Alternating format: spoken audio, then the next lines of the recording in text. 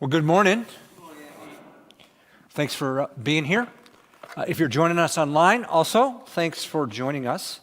So we moved here about 19 years ago, and I was super excited to hire on at Lincoln Berean. Most of you know we planted out of Lincoln Berean. I hired on as a singles pastor, and so I got the job. I called Lincoln Berean. I said, where can we live? Well, it's no really bad areas around the church. So I found online this apartment at 84th and Van Dorn, Somerset Apartments. Is that pretty close? Yeah, that's relatively close. Safe. Yeah, it's relatively safe. And so I called them and they had a thing. Good. I'll do it, I said. But I failed. I want to mention that, underscore that. I failed to think about we were getting a second floor apartment. That's critical because when we moved, our youngest son was about a year, maybe 14 months old, and he had learned to walk, but like many 14-month-olds, he would walk and then he would fall. Boom. Okay, we're on a second floor apartment. You with me on this? Then our older son's about, he's 3 months short of 4, maybe 3.5, 3 3/4. And do you remember Pooh? You remember Winnie the Pooh? He was Tigger, man. He was all over the place. And we find out pretty quickly we have a nurse who works a night shift living below us. And so pretty quickly, my wife found a note, not too friendly, saying, your kids are driving me crazy. I mean, nicely is what it said. And Hope wrote a note and said, look, I'm sorry if my kids are keeping you up, here's my number, call me, I'll take the kids out. And really the person was fine after that. Explain we got a 15-month-old, 14-month-old, and almost 4. And so we move in October. In November, we contract to have a house built, Vintage Heights, 93rd and Old Cheney, and I don't know, December or so, January, they digged a hole. And that was a big deal for me because that set in motion this process that we would no longer live on the second floor of this apartment. That hole gave me hope. And then the house progressed, and so we got there. Well, I want to suggest to you that the first Christmas, in a similar but infinitely greater way, sets a hope in motion. And I want to talk about that hope this morning. So if you got a Bible, if you'd open it to Luke chapter 21, we're going to start in verse 25, and we're going to go through verse 36, and just asking this question, what hope does Christmas set in motion? Now, we are taking a break from our series in the Sermon on the Mount to focus on Advent for 4 weeks. Advent is a preparation for the coming of Jesus. Well, Andy, Jesus has come, why we're preparing? We want to think about the significance of his coming. There's a mystery that God took on human flesh in order that he may communicate with us. When I was in seminary, I was required to read transcripts. And this particular one was a debate between a theist and an atheist. And the atheist said this: the question of God is absurd. Because if God exists, he is finite. We'd agree with that. We're infinite. How does the finite grasp the infinite? You can't. It's beyond us. To which the theist said, that's true, unless the infinite decides to come down to the level of the finite. And that's what happened. That's the mystery of Christmas, that God would step down, leave heaven, take on human flesh, and become a human being, that we might communicate with him, that we might know him. You've heard me speak before. You know that after we graduated seminary, Hope and I went to the language school in Costa Rica, went on to be missionaries in Chile, and I really learned to speak Spanish. We lived with a Costa Rican family, but there was a guy right across the street who had an in-home business. So I was in his house, minimum 5 days a week, sometimes 6, and we would have a conversation. And I was about 6 weeks in, and we were having a conversation. I thought, well, I'm getting there. But occasionally, on his in-home business, he would take orders on the phone. So in this particular, he takes an order on the phone, and I can't understand a thing he's saying. I mean, he's speaking Spanish with another native Spanish speaker, and it's kind of like, I don't have a clue. And I realized he is dialing his Spanish down in order that we might communicate. Do you understand at Christmas, God dialed down so we could understand him? So that's what we're doing to reflect on Advent. And ironically, it's this time of season, I'll talk about these pressures again, we get all this stuff, you got to get the right present, you got to go to the right party, and your mother-in-law is coming for dinner, and it's just kind of like, I'm stressed, and I don't think about God. We have devotionals. Most of the physical copies are gone. I think there's one back there and one back here, but there are online copies that we will get you. So if you would like to follow along in a devotional, I'm going to be taking, for the next 4 weeks, I'm going to be taking a passage a week from this devotional. Contact us. You can pick up the last two, or you can, if you're online, we have digital copies. We can get those to you. But we invite you to follow along. Why? That we might cultivate this relationship with God. You know, a tree takes forever to grow roots deep. We want to take this time to grow our roots deep in the mystery of this God who decided he wanted to communicate with us. He wanted a relationship with us. And in sending his son to take on human flesh, took the extreme step. Let's not miss that as we celebrate Jesus' birth. Let me set up my passage this way. Jesus is at the end of his 3-year ministry. And people have come to realize, okay, Jesus is someone of authority. He's been, healing the sick and quieting the storms and raising people from the dead and casting out demons. And so they realize he's got something going on. Well, in this particular point in Luke 21, the people are talking about the temple. And 20 years before the birth of Jesus, 20 BC, Herod doubled the size in order to win favor with the Jewish people. And now, so not only is it a place where they go to worship, but it's a cultural center. And they're just talking about the beauty of the temple. And Jesus said, oh, by the way, this temple's going to be destroyed. What? That's verse 5 and 6. Well, when's this going to happen? Well, that's the question asked in verse 7. In verse 8 and 9, Jesus doesn't give him a timeline. He just said, be careful about following false messiahs, because a lot of people are going to come along saying, I'm the Christ, follow me, and don't do that.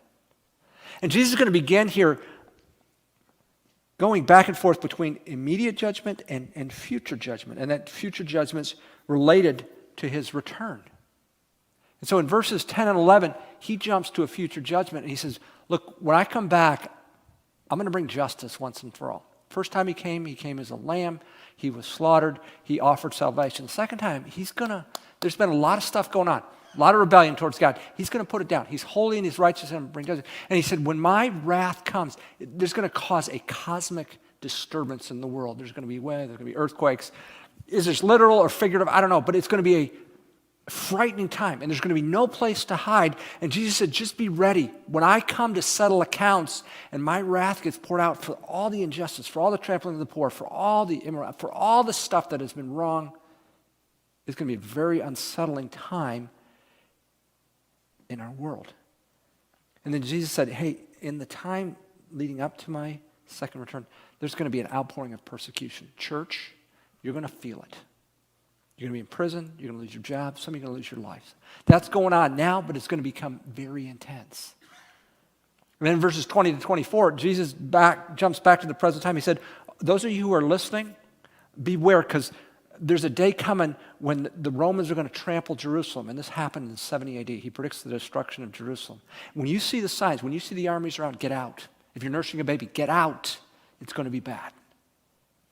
So he moves from that judgment back to his return, and that's where I'll pick it up in verse 25. It says this about his return. There will be signs in sun and moon and stars, and in the earth dismay among nations, in perplexity at the roaring of the sea and the waves. That's the cosmic upheaval with his return.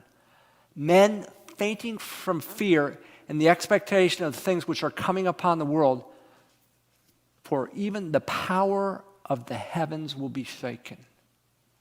When I come back to settle, it's going to be unsettling. It's going to be like nothing you've ever seen. And again, he's used trying to find our language to describe something that is going to be cosmic in its upheaval.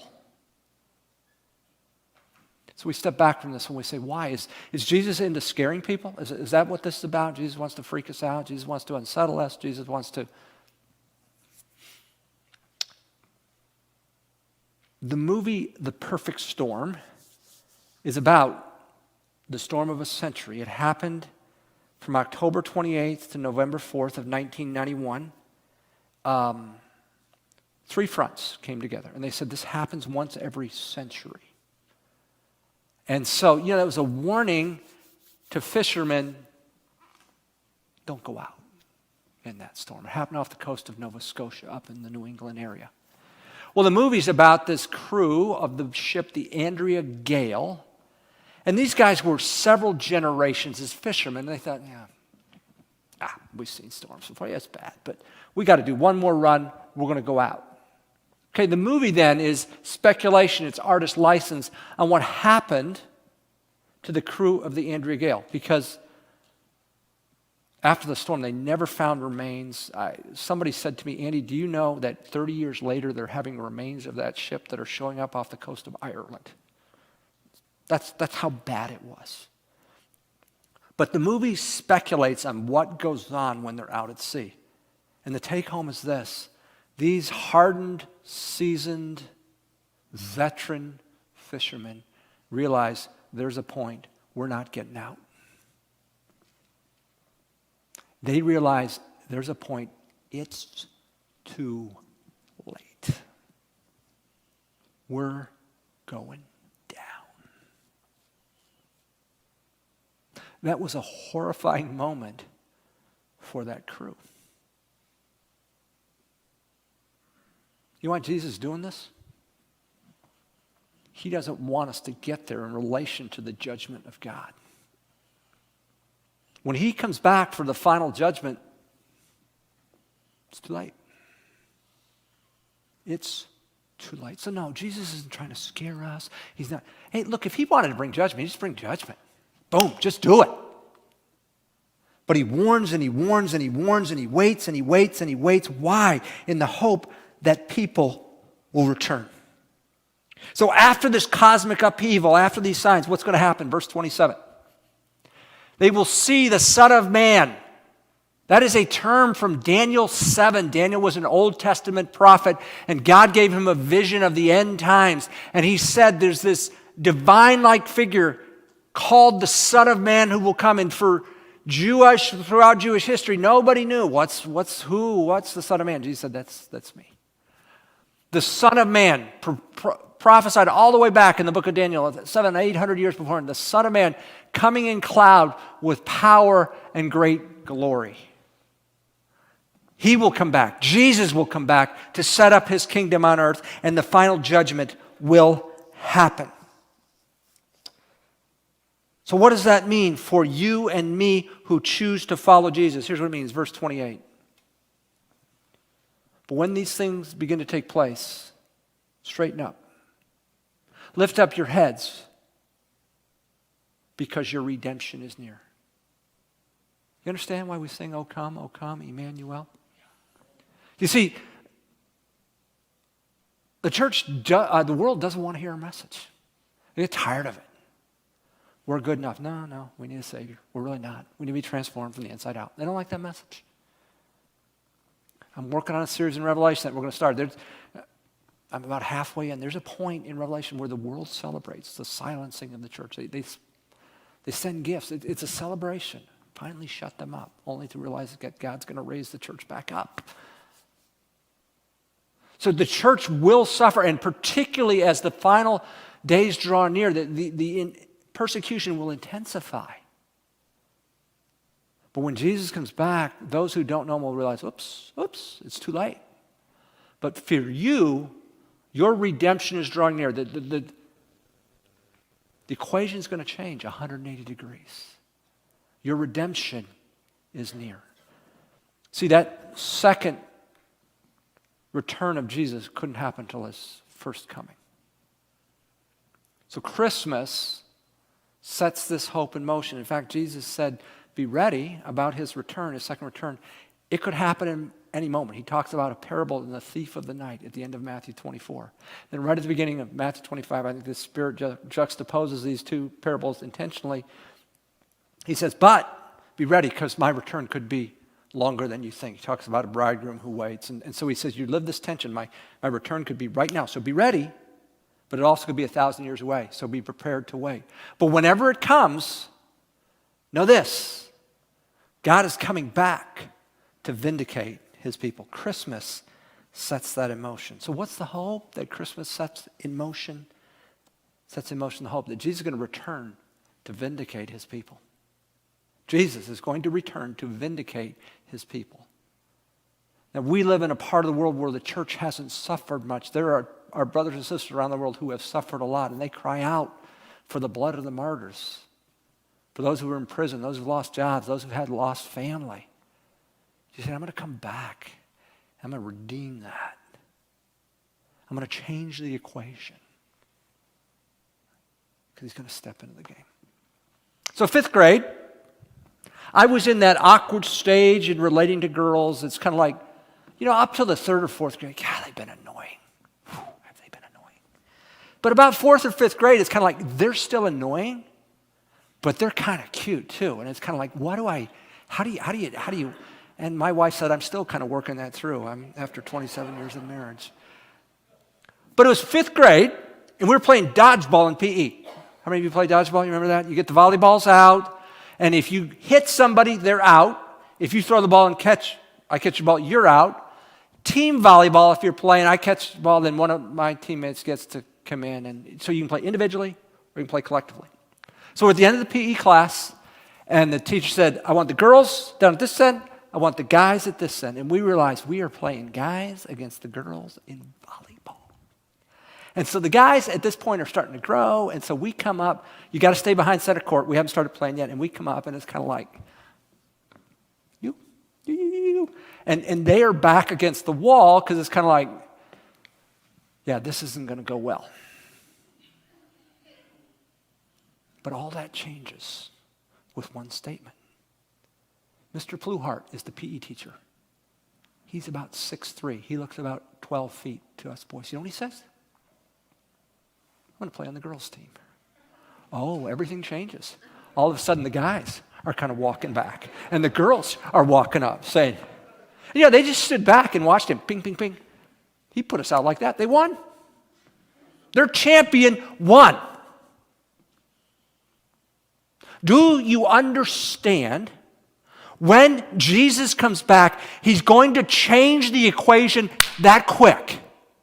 And what seems like a crushing defeat, the church is just getting rolled and rolled and rolled. In an instant, it will be changed. So when Jesus talks about his return, lift your head, your redemption is near. Yeah, your redemption from sin, but your redemption collectively from the rejection of the world. So, Jesus is going to give us several take-homes from that. And here's the first one in the form of a parable, verses 29 to 31. He told them a parable. Behold the fig tree and all the trees. As soon as they put forth leaves, you see it and know for yourselves that summer is now near.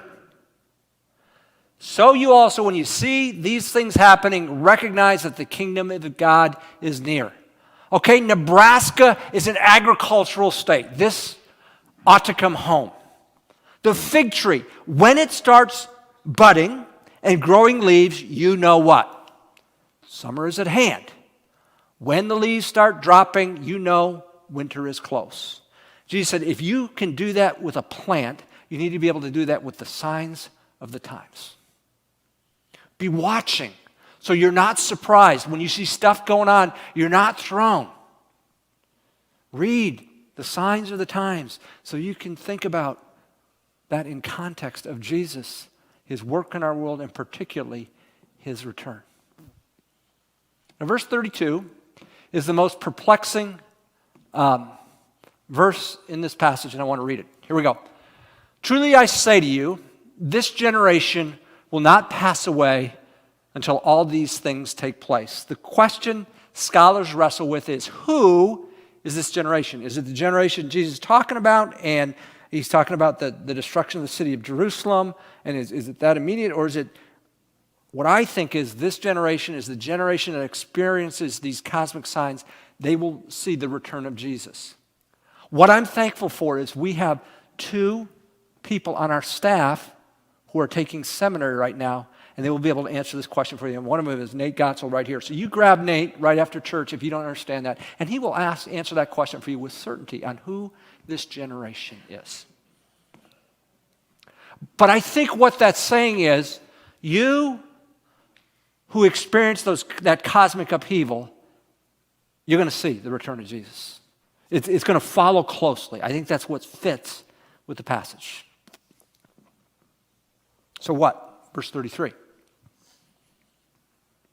Heaven and earth will pass away, but my words will not pass away. And it's easy to dismiss this. Oh, I don't think it's going to happen. So I'm asking me, what are we counting on? What is the foundation that we're sure? This is where I'm the life. Jesus said, I want you to do it on my word. Build it on my word. I grew up, my parents went through the Depression. My dad was born in 25. My mom was born in 26, so they lived through it. And I heard all about it. And I was just thankful that economic measures had been put in place, that we would never have another depression again. In the late 90s, the economy was going, and I heard one news commentator say, has the United States developed a recession-proof economy? That's what he said. And that was all good, right, till 2008. And we came this close as a nation to having a depression. We got one company after another getting a bailout from the government because they what? I thought our economy was rock solid, that this would never happen. No, don't build your hope on the economy.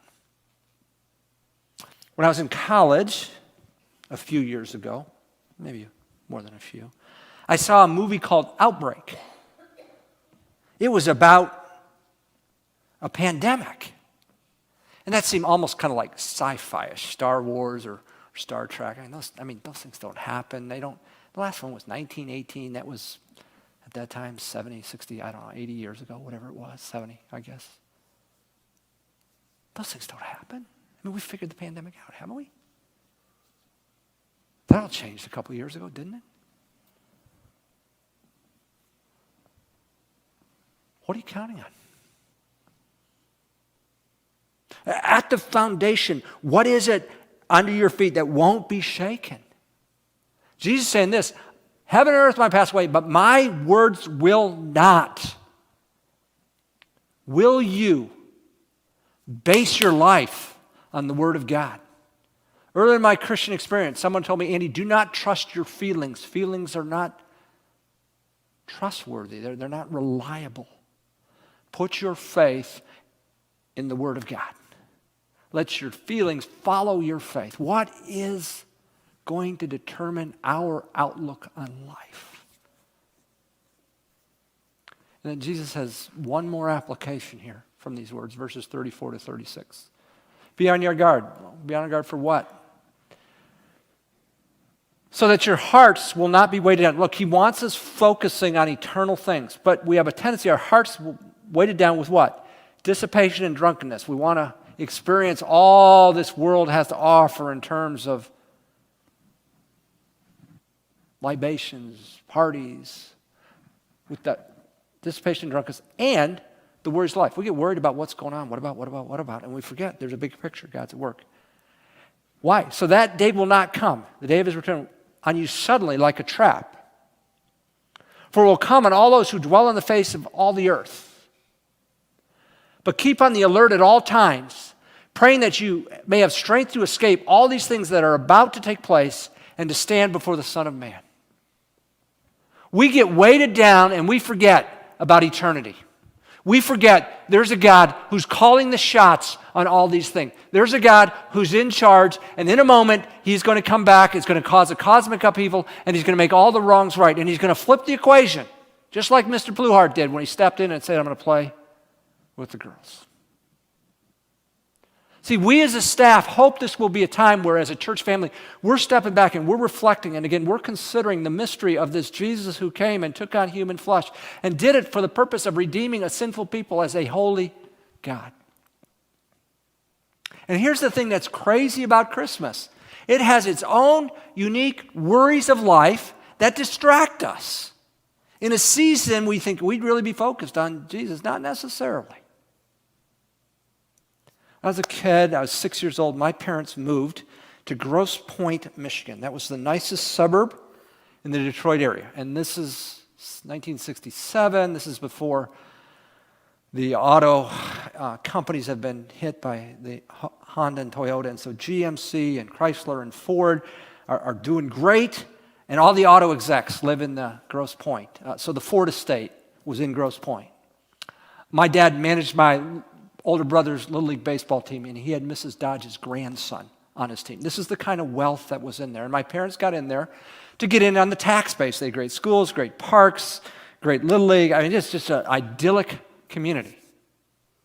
Now, operative word here is comparatively. We were middle class, but comparatively, we were poor. The community was right on Lake St. Clair, and as you moved off the lake, the houses got smaller. We lived 4 blocks from the Detroit unincorporated line. So we just got in the community.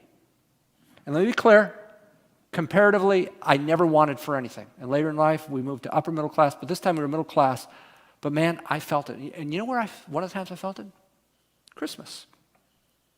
I'd get what I thought were nice gifts, and then I'd come back to school, and I'd hear about what my friends got, and I thought, wow. I didn't want to say what I got for Christmas. And I understood my parents were doing what they could, and they were providing for, but I just felt a little of that comparison trap. You ever felt that at Christmas?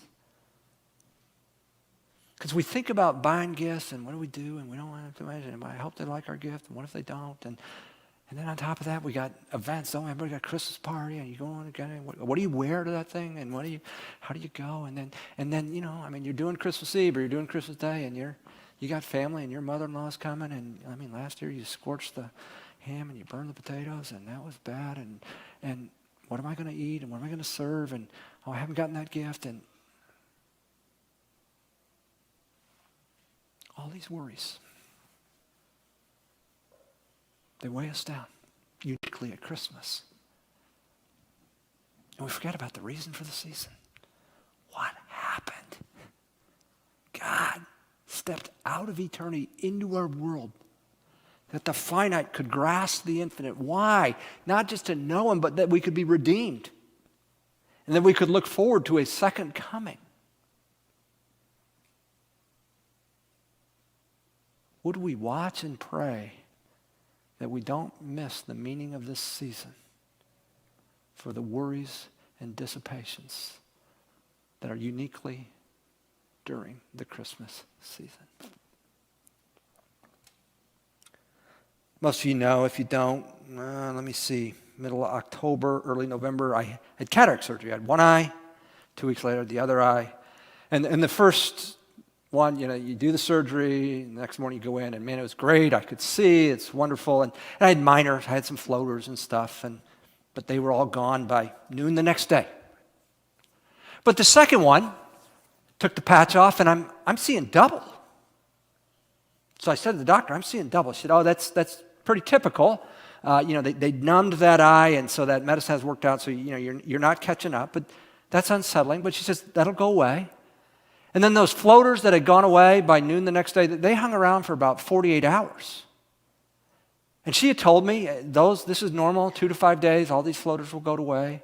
And then surgery on a Wednesday, Thursday, and Friday, they were bright days. It hurt my eyes. I had to go buy sunglasses. And they told me that's normal. But all this is happening, and I'm thinking, do I need to call a doctor? Should I be worried about this? Now, mind you, Wednesday surgery, Thursday they take the patch off, they get that machine. You know how that machine, if you remember the eye doctor, they get right in your business. They get right up there, okay, look back here, look this way, look out, and they drops in your eyes. And they do that, both eyes. And she said, you look good. But these things are happening, and I'd have a conversation. There goes a floater right across your face, and here comes another one. And it's just kind of like, should I be worried about this? No. The doctor said, who's done thousands of these cataract surgeries, this is normal, this will go away. Could I take her at her word? I did, and by Saturday or Sunday I was fine. Okay, there's a lot of stuff going on in the world right now that you might find unsettling. Jesus said, I got this. I'm going to come back one day, and I'm going to flip the equation. I'm going to redeem my people. Is that enough for you? Are you good taking Jesus at his word? If not, then what else are you going to count on? Because here's what Jesus said. Heaven and earth will pass away, but my word will not. Here's the deal. Christmas has set a hope in motion. A hope that won't be stopped, that will happen. One day, Jesus is going to return to vindicate his people. Let me pray. Our Father in heaven, we're grateful that you are good to your word. And you've told us heaven and earth will pass away, but your word won't. Jesus, forgive us when we choose to bank on something else. We choose to bet on something else. Lord, you've promised to come back and in an instant flip the equation. Like Mr. Pluhar stepping on that floor. Changing the game. But you've warned us not to be worried, not to get bogged down in the stuff of this world. Lord, that we take at your word, and especially in this Christmas season with all the unique pressures of presents and parties and family and blah, blah, blah, blah, that we would take time to pray and consider and wonder again that the God of the universe would take on human flesh that we might know you. Thank you, Jesus, for this truth. It's your name we pray. Amen.